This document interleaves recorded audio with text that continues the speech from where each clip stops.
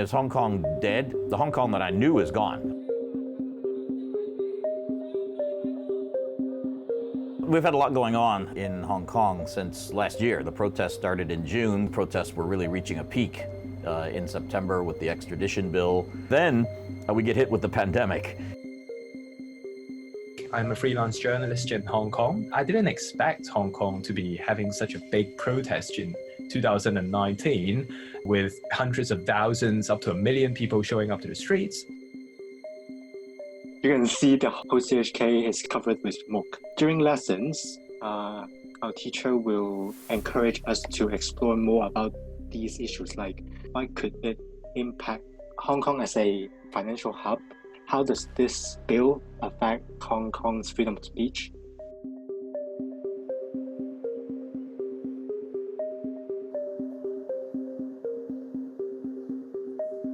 This place used to be independent of China. You had this rambunctious press, you had open politics, you had people talking freely here, but now you have people whispering over their shoulder, you have people deleting their WeChat accounts, you have people scrubbing their social media. It is clearly stated in Article 4 that people of Hong Kong, they should be able to continue to enjoy the freedom of speech, freedom of press, of publications, protests, assembly, and so on and so on.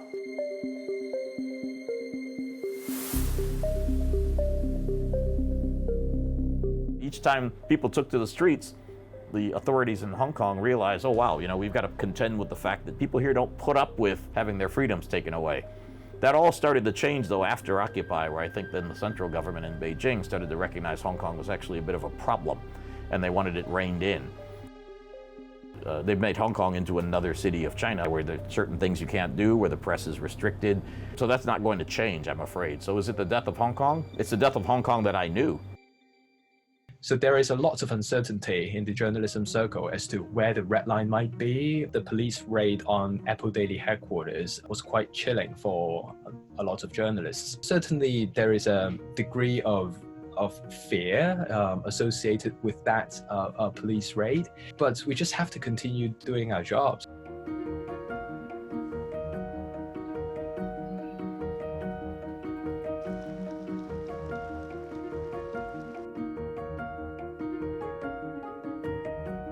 I'm not sure it's been made clear to anybody. Are there some reporting topics that are off limits? If you're only doing it as an objective reporter, are you allowed to quote people who believe in certain things that may run afoul of the law?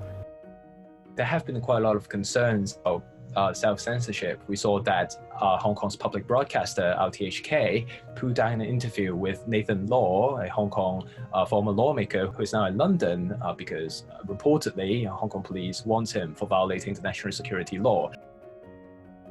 It definitely have some impact on the academic freedom. The books in the library will be under-reviewed because the content of some books may have some stuff that are in contradiction to the law.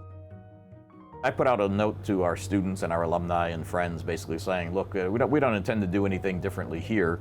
We believe in press freedom and freedom of speech. So academics and instructors, professors, lecturers, they should be able to talk about anything they want here. We teach them how to go out and investigate claims, how to hold government accountable, teach truth for power. Now, these are all things that the Chinese government and the Hong Kong government should want and should respect.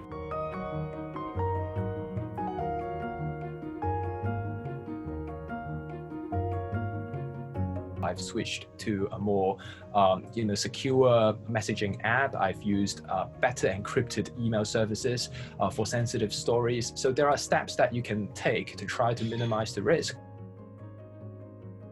As a Hong Kong student, I would just say embrace the challenge. Yeah, sometimes challenges can make you grow, can make you learn how to cope with even challenging stuff. And this is what journalists do. I think right now it's more important than ever that we get young people interested in journalism and going into journalism, because the profession needs people going into it to protect it and to continue to try to commit journalism.